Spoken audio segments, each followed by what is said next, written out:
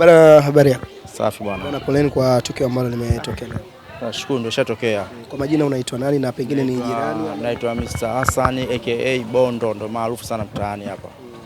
Nafahamika kwa jina la Bondo. Limekuwa likitajwa sana jina la Bobby, mmoja kati ya marehemu ambao wameuawa hapa na tukio la kijana wao. Pengine unaweza ukatueleza ulipata taarifa za tukio hili muda gani, na pengine ulikuwa na karibu wote na familia hii ambayo imepatwa na tatizo?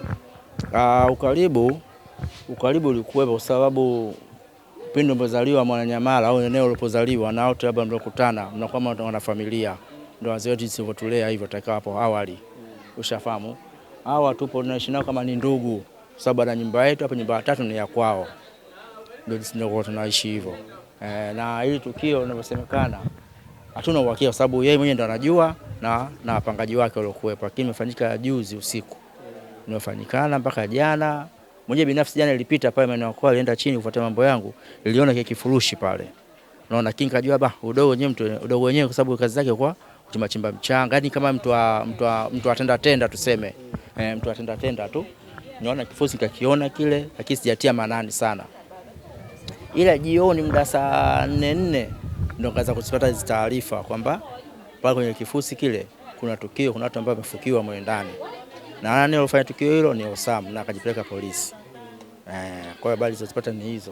Pengine kijana umesema ulikuwa hapa kwa muda mrefu. Tabia zake zilikuwa vipi mtaani kipindi ambavyo unamfahamu anakuwa katika kwa jamii? Yule kijana tabia zake kwa kweli alikuwa hana uuni wa mtaani wa kutisha. Ila ni mtu wa kujichanganya na watu, ni mfanya kazi, ni mchapa kazi, matenda unavyoona kila shughuli kimpa ni mchakalikaji sana. Ila hatujui katika upande wa kifamilia. Sababu najua hata mtu kuingia sana katika upande wa kifamilia. Lakini kwa huko mtaani ni uko vizuri tu. Ndio tunajua kazi ile kuna dondoo lilisikia katikati kidogo alikuwa na utata na familia, alipelekwa hadi polisi sijui. Lakini sasa yote sisi tunashindwa kulifuatilia swala hilo. Sababu unajua tena mambo ya kifamilia ni vigumu kulifuatilia sana. Lakini kwa namna ulivyosikia issue ama shida ilikuwa nini hasa kwa familia? Maana wapo wanaosema alikuwa anatuma hela za ujenzi na alivyorudi akakuta mambo sio vile ambavyo alitarajia.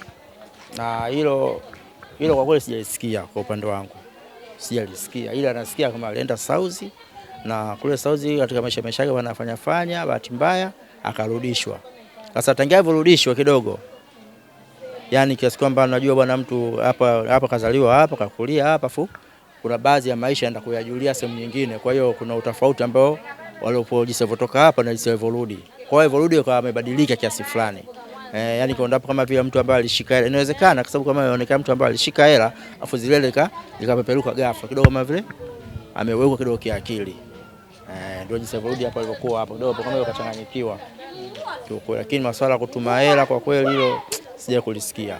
Na wewe ulikuwa una karibu wote na marehemu mmoja wapo ambaye ameuawa? Ukaribu ulikuwa kwa sababu babake wa mtoto mimi alikuwa kama ni brother wangu. Miaka hiyo alikuwa rafiki wa kaka yangu, mimi kama ni brother wangu. Na tunafahamiana sana, akipita hapa unavyoona hata huko ndani kashajua kuchukua mazagazaga tupoje kujenga chuo hiki hapa hiki. Yeye ndo kashachukua matakataka ambayo yalikuwepo kwa hapa anauza pale juu pale maana katikati hapa. Na uza scraper vyuma vya kavu.